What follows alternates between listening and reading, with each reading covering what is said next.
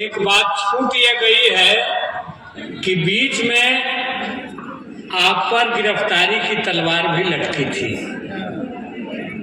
और थोड़ा सा हलचल भी पैदा हुआ था कि हो सकता है सिरौंधा के धरना में गिरफ्तारी भी हो सकती है। प्रशासन ने थोड़ा दबाव बनाया और आपके लड़ाई ने उसको पीछे ढकेला। उसके बाद फिर धरना चलने लगा। तो इसलिए संघर्ष की उस बात को भी याद करना, उसको बुलंद करना जरूरी है। और आप बधाई के पात्र हैं। मोर्चा के नेता कार्यकर्ता, जो आंदोलन में जनता शामिल रही, 3-4 कारणों से आप बधाई के पात्र हैं। भगीरथ को गंगा लाते हुए किसी ने देखा या नहीं देखा, लेकिन उत्तर कोयल नहर के पानी को जीटी रोड से नीचे लाते हुए आप लोगों ने देखा। और इसीलिए आप पर भरोसा किया जा सकता है कि आप जो और बड़ी लड़ाई है पूरे उत्तर कोयल नहर को दुरुस्त करने की, नीचे तक पानी लाने की, इस लड़ाई को भी आप जीतेंगे, लड़ेंगे और जीतेंगे। यह आप पर भरोसा किया जा सकता है। किसान महासभा आपके साथ है। हम पहले महापंचायत से लेकर अभी तक आपके साथ हैं लगातार। आपकी आवाज़ में आवाज़ मिलाने, कंधे से कंधा मिलाने आपके साथ लड़ाई में हैं। दूसरी बात, आपने मोर्चा चलाने में जिस संयम, धैर्य और विवेक का परिचय दिया है। विभिन्न दलों के लोग हैं, इतना बड़ा समूह है, पंचायत के प्रतिनिधि हैं, विधायक हैं, सबको कैसे सम्मान दें, कैसे अपने काम में लगाएं, संघर्ष में लगाएं, तो आप इसके मास्टर रहे हैं। और ये संयुक्त किसान मोर्चा, इससे भी विश्वास बनता है कि आप लड़ाई को जीतेंगे, लड़ेंगे। आपने पंचायत प्रतिनिधियों को वो क्या करें जनता के बीच में, इसका एक रास्ता दे दिया है सक्रियता का, कि वे क्या करें। तो एक ठोस काम यह है, इसको करिए। अपने खेत तक पानी पहुंचाना है, इसके लिए जनता को संघर्ष में उतारिए। ये एक ठोस काम आपको मिला। इस पूरे इलाके में एक समय लोग आने से हिचकिचाते थे, कतराते थे, थोड़ा थोड़ा डरते भी थे कुछ लोग। शादी ब्याह में भी दिक्कत कुछ लोगों को हो रही थी। लेकिन आज तो पानी के लिए लड़ाई चल रही है, हरियाली के लिए लड़ाई चल रही है और इलाका गुलजार है। और शांतिपूर्ण संघर्ष किसान आंदोलन ने छेड़ा है। चलो थोड़ा सिरौंधा चलो, नहीं जाओगे तो हाजिरी कट जाएगी, ये माहौल आपने बना दिया। तो इसलिए भी हम कह रहे हैं कि आप कई कारणों से बधाई के पात्र हैं। आपने इस पूरे इलाके को एक जन जागृति का एक नया संदेश दिया। हमने पहले भी शर्मा जी से कहा था कि उत्तर कोयल नहर में पानी आए या ना आए, आपने एक बहुत बड़ा काम तो कर लिया, वो कि जनता को संघर्ष करना होगा, इसके लिए घर से निकल करके सड़क पे आना होगा। यह संदेश देने में आप सफल रहे हैं और ये एक बहुत बड़ी बात है। ये एक बहुत बड़ी बात है। आप पर जनता इस इलाके की भरोसा करती है, विश्वास करती है। तो इसलिए इस लड़ाई को लड़ना है। नहर के मामले में जो पानी का सवाल यहाँ आया, तो हमने भी देखा है इंद्रपुरी जलाशय और मोहम्मदगंज बराज, दोनों के बीच में करीब करीब 10-15 मीटर सी लेवल का फर्क है। मतलब ये कि नदी जोड़ने की बहुत योजना चलती रहती है। अगर इंद्रपुरी डैम बने और उससे एक कैनाल खोद करके बराज के ऊपर डाल दिया जाए, तो पानी का अभाव इसमें भी नहीं होगा। कहने का मतलब ये ये बात नीतीश जी के सामने हम लोगों ने भी उठाई थी। केवल उत्तर कोयल नहर नहीं चलेगी, नहर गुरारू परैया तक जाती है। अगर पानी पर्याप्त डालिए फल्गु में ले जाके, वो 30-31 मीटर नीचे है इंद्रपुरी जलाशय से, और कैनाल सिस्टम बना हुआ है, तो फल्गु का पानी नीचे जा करके आपके नालंदा और जहानाबाद में भी पहुंच सकता है सोन का पानी। तो ये एक मास्टर प्लान बन सकता है। इस मामले में हम लोगों ने सजेशन रखा है, दृष्टि रखी है। लेकिन अब मान लीजिए कि इस वर्ष में 2024 में, हम इस पर थोड़ा सा बाद में आने वाले थे लेकिन अभी आ गए, 2024 में एक ऐसी सरकार दिल्ली में हो जो सरफेस इरिगेशन, अधिकांश योजनाएं देश में बनी प्रथम पंचवर्षीय योजना है। हीराकुंड, इंद्रपुरी का भी नया जो बराज बना वो, और महानदी पर, भिन्न भिन्न नदियों पर, भाखड़ा नंगल। तो देश में जितनी सिंचाई परियोजनाएं बनी, नहरें बनी, अब सब बुढ़ापा झेल रही हैं, टूट फूट गई। और सरकार क्या पॉलिसी ले रही है?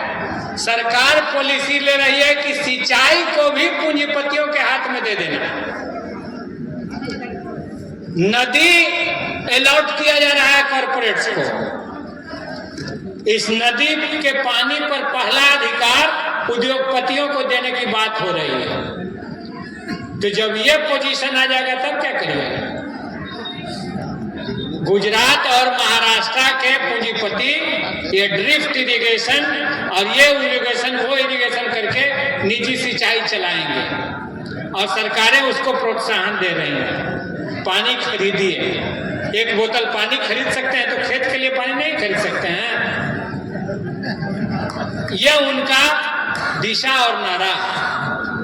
हमने नारा दिया, अभी जालंधर में सम्मेलन हुआ किसानों का, कि आज जो पूरी कॉर्पोरेट परस्ती चल रही है,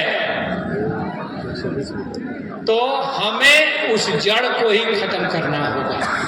हमने कहा कि हम केवल अन्नदाता नहीं हैं, किसान देश का केवल अन्नदाता नहीं है, हम ही राष्ट्र निर्माता भी हैं। हम ही सरकार बनाते हैं, देश का मजदूर और किसान ही सरकार बनाता है। तो जो मजदूर किसान की बात करेगा वही देश पर राज करेगा। सीधा सीधी बात। एक कॉर्पोरेट परस्ती से नहीं चलेगा। बैंक में सिखाया जाता है कि किसान जो आता है धोती पहने हुए, फटा हुआ कुर्ता है, उसके साथ कैसा व्यवहार करना है। तो आजादी के बाद ये लेसन दिया गया। उस समय के किसान आंदोलन में स्वामी सहजानंद सरस्वती, जो एक बड़े किसान नेता थे, उन्होंने कहा कि जो फसल उपजाएगा कानून वही बनाएगा, कानून वही बनाएगा। ये बात मोदी जी भूल गए हैं। इसीलिए 24 में, अभी और बात छोड़िए, जब 2-3 महीने में चुनाव होने वाले हैं, तो ये तय करना पड़ेगा कि देश में किसकी राजनीति चलेगी। कॉर्पोरेट की राजनीति चलेगी या मजदूर किसान की राजनीति चलेगी, ये आपको तय करना पड़ेगा, सीधा करना पड़ेगा। इसीलिए कोई किधरों जाए, इधर उधर जाए, देश के किसान आंदोलन का नारा है कि आजादी के बाद से अब तक सबसे ज्यादा मजदूर विरोधी, किसान विरोधी, जन विरोधी सरकार मोदी जी की रही है, इसलिए इसको उखाड़ करके फेंकना है। ये जालंधर सम्मेलन में भी पारित हुआ। ये संयुक्त किसान मोर्चा, जिसने देश का ऐतिहासिक आंदोलन लड़ा दिल्ली के बॉर्डर पर, वहां से भी ये दिशा बनी है। इसलिए इस बात को नोट करिए।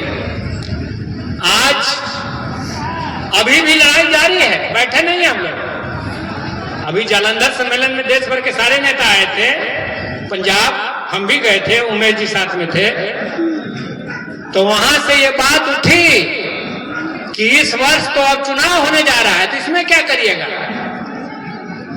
तो फिर वही लोग जो हमारी खेती को पूंजीपति के हाथ में बेच देना चाहते थे, फसलों को नीलाम कर देना चाहते थे, खेती को गुलाम कर देना चाहते थे, तो इनको तो कुर्सी से हटाना पड़ेगा, नहीं तो फिर वही होगा। हर लिहाज से देख लीजिए, देश में तय हुआ था कि बीज अपना होगा, कृषि विश्वविद्यालय बीज उत्पादन करेंगे, नया नया बीज खोजेंगे, हाइब्रिड। अब अमेरिका की कंपनियां अब बीज दे रही हैं देश को, मोनसांटो, कारगिल। हमारे मुट्ठी में बीज नहीं है, अब हम गुलाम हो गए। अब बीज जब नहीं है, भूसा में रखा हुआ एक बोरा बीज नहीं है, न धान का, न गेहूं का, न सब्जी का, किसी चीज का नहीं। अब सब बढ़िया बढ़िया बीज पैकेट में बना हुआ आ रहा है। खाद कारखानों को बंद कर दिया गया है, बाहर से खाद मंगाया जा रहा है, भारी लूट हो रही है, उसमें कमीशन खोरी चल रही है। पानी के मामले में हमने आपको बताया। और खेती, अब जमींदारी छोटी नहीं होगी। बिल गेट्स 1.5 लाख एकड़ जमीन के मालिक हैं। तो अब जो कॉरपोरेट जमींदारी होनी है वो इसी स्तर की होनी है। फलाने गांव का पूरा बधार एक पूंजीपति, फलाने गांव का पूरा बधार एक दूसरा पूंजीपति। तो ये जो नीति लाई गई, जिसके खिलाफ देश का किसान आंदोलन डट गया, लड़ गया, वो ऐसे ही नहीं। पंजाब के लोगों ने कहा कि कोरोना तो एक बार हमको मारेगा, लेकिन ये 3 कृषि कानून तो पीढ़ी दर पीढ़ी को मारने जा रहा है। हमारी खेती, हमारे फसल पर अधिकार को छीनने जा रहा है। हमने कहा था कि खेती को लाभकारी बनाओ, C2+50% स्वामीनाथन कमीशन की रिपोर्ट लागू करो, सभी फसलों का लाभकारी दाम दो, सरकारी खरीद की कानूनी गारंटी करो। और ये कह रहा है कि खेती घाटा में, तो खेती को हम दे देते हैं कॉर्पोरेट को, बाजी। अरे भैया, हमने तो संकट में भी खेती को 3% विकास दिखाया, और अर्थव्यवस्था की चाबी जिन पूंजीपतियों के हाथ में थी, उन्होंने 23% अर्थव्यवस्था को धड़ाम से 0 से भी नीचे पहुंचा दिया। इसलिए जब हमने परीक्षा दे दी, खेती किसानों के हाथ में थी कि खेती ने ही विकास दर दिखाया, तो फिर खेती को क्यों नीलाम और गुलाम करना चाहते हो? इसलिए हम कहना चाहते हैं कि एक बड़ी लड़ाई है। अभी मोदी पीछे नहीं हटे हैं। 3 कृषि कानून मजबूरन वापस लेना पड़ा है, लेकिन जिन चीजों से हमें यह अधिकार मिला है, संविधान, वो उसी को खत्म कर देने पर हम आदा है। और सभी साथियों, आप ध्यान रखेंगे, आज जो कुछ हम लोग बात किए, और उस बात के आधार पर हम लोग जो लड़ाई का प्रारूप तय करने जा रहे हैं, उस विषय में हम बात रखेंगे, जिसको हम प्रस्ताव कहते हैं। ये प्रस्ताव हम रख रहे हैं, आप लोग उस पर विचार करेंगे, और फिर उसे पारित करना न करना ये आपके ऊपर डिपेंड करता है। तो हम प्रस्ताव रख रहे हैं। पहला प्रस्ताव है, आज के किसान महापंचायत में उत्तर कोयल नहर के चेई नवादा कैनाल, कोटवारा कैनाल, आंगरा कैनाल एवं मुख्य शाखा में मुरहर नदी तक पूर्ण रूपेण साफ सफाई और पुल पुलिया निर्माण तथा आवश्यकता अनुसार खुदाई कार्य ससमय पूर्ण करवाने हेतु आंदोलन अनवरत करने का प्रस्ताव रखते हैं। दूसरा, इस्माइलपुर रेलवे स्टेशन एवं डुमरा गांव के बीच आंगरा कैनाल पर तथा देव रोड स्टेशन के पास कोटवारा कैनाल पर रेलवे पुल बनवाने हेतु अनवरत आंदोलन करने का प्रस्ताव रखते हैं। तीसरा, उत्तर कोयल नहर का पानी हर हाल में कोच टिकारी तक अर्थात 10 प्रखंडों में वर्ष 2024 में पहुंचाने हेतु आंदोलन अनवरत जारी रखने का प्रस्ताव रखते हैं। चौथा, कुटकू डैम में फाटक लगवाने हेतु बिहार, झारखंड एवं दिल्ली तक संघर्ष को ले जाने का प्रस्ताव रखते हैं। और पांचवा, उत्तर कोयल नहर विभाग में कार्यरत मौसमी कर्मचारियों को नियमित करने हेतु अनवरत आंदोलन जारी करने का प्रस्ताव रखते हैं। छठा, उत्तर कोयल नहर के मुख्य शाखा में बैप्टोस कंपनी के द्वारा कंक्रीट लाइनिंग का कार्य शुरू किया गया है। इस कार्य का निगरानी मोर्चा के साथी करें, इसका प्रस्ताव हम रखते हैं।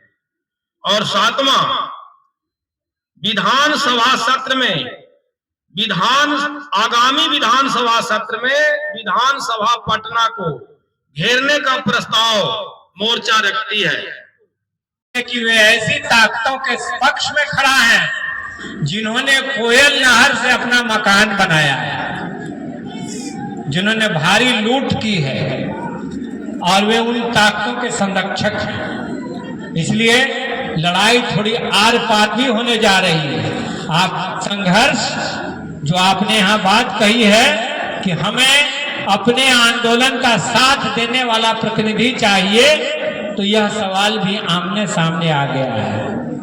और नहीं तो उनके प्रतिनिधि भी यहाँ आते कि हाँ आंदोलन के साथ हम हैं, सिरौंधा जाते, लेकिन नहीं, वो इसको मान रहे हैं कि हमारे खिलाफ लगता है कि ये पंचायतें चल रही हैं। सुशील बाबू, ये आपके खिलाफ नहीं चल रही हैं। ये कोयल नहर जो बीच में अटकी पड़ी है, जहां तहां उलझी हुई है जटा में, उस जटा से निकाल करके धरती पर उसको उतारने की लड़ाई चल रही है।